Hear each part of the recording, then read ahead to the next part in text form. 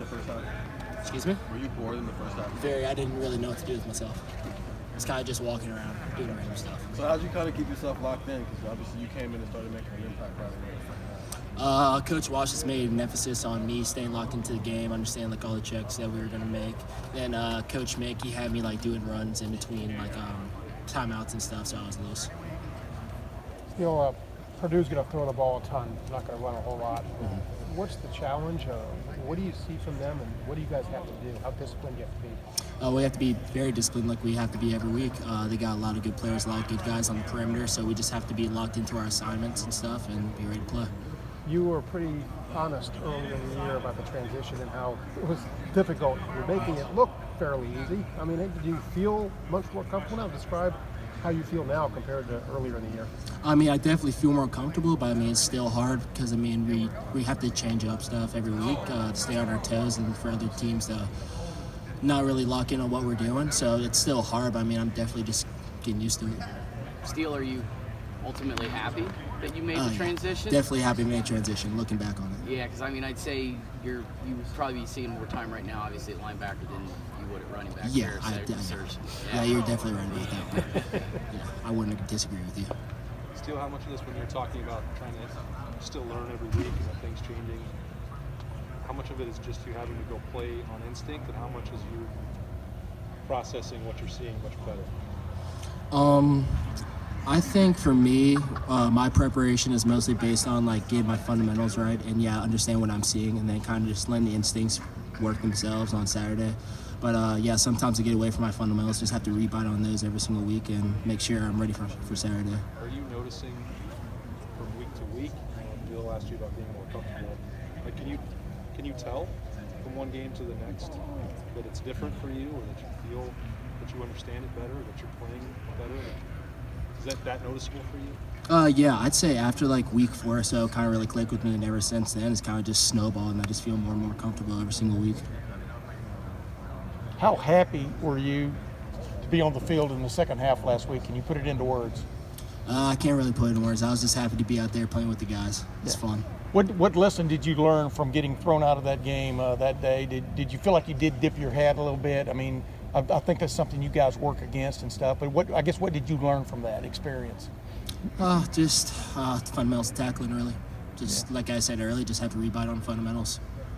Seems like there in that second half you were kind of making up for lost time, whether it was 2 tackles on the first 3 plays or the interception late. I mean, did you feel like you had to step it up to kind of make sure that the defense was in good shape in that second half, or did you just play how you normally play? Just play how you normally play. Just play by your rules, understand your assignment, and go from there. Really, not doing anything crazy or anything. So just nothing to prove. Just really? doing what you're taught. No. Purdue has the reputation for running trick plays. Like they had like a flea flicker thing last week. Like, do you guys think about that or talk about that much, or how do you is that something you can prepare for at all? I mean, we gotta prepare for everything. So if we see that on film, then we have to work at it. So yeah.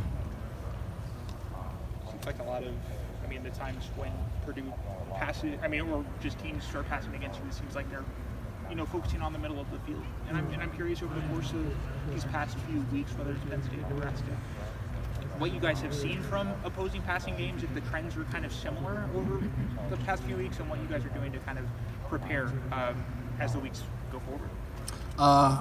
Teams attack us different ways. Sometimes week after week it might be the same way, but really it's just understanding where they attacked us coming in on Sunday, understanding how we fix it, and then just going from there, really. Still, we may not get a defensive back, so I'll ask you this. David Bell, what jumps out at you? What impresses you about this young man, the receiver from Purdue?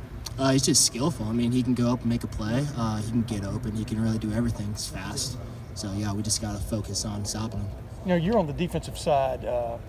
Why is it that sometimes there are some great players that no matter who they're playing can get open, or can make plays? What just stands out about that? How would you explain that to people? I don't really know. I think it's just an it factor, really. Sometimes it's something you can't really teach. Just really born with it. And I think we got a lot of guys on the team right now that have that it factor. So I think David's one of them. Coach Day mentioned about the defensive line finally being healthy. When they're able to throw that many players at people in a rotation, what does that do for people like you in the secondary?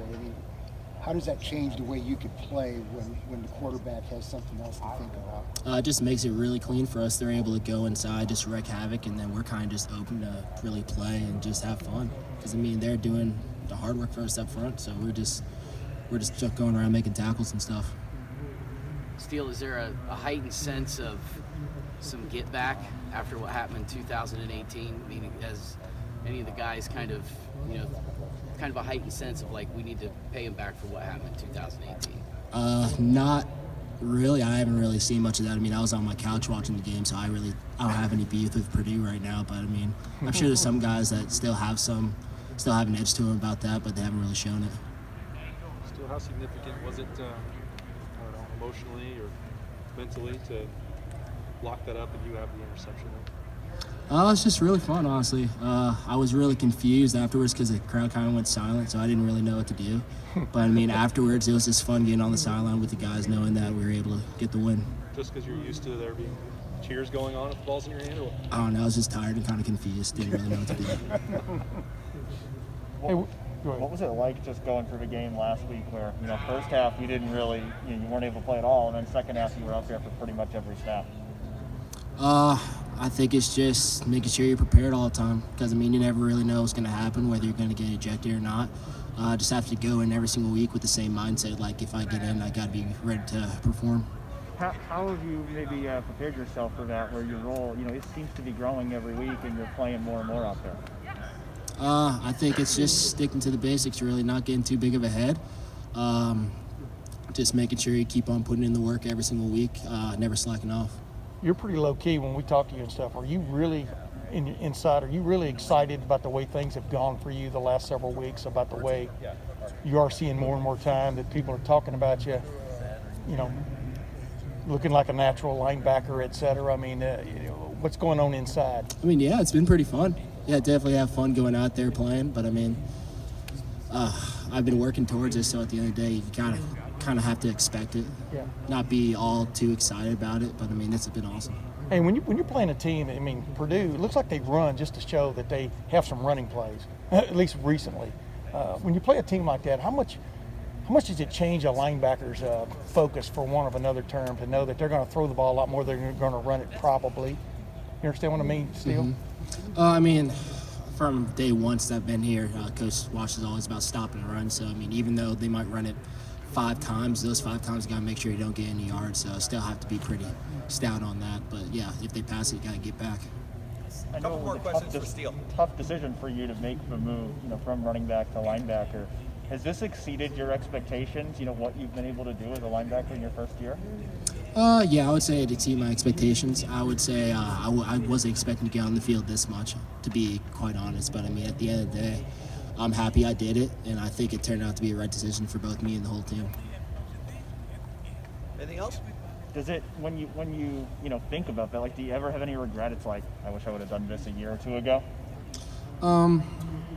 No, I don't have really any regret. I mean, last year we had a bunch of great guys who just moved on to the NFL.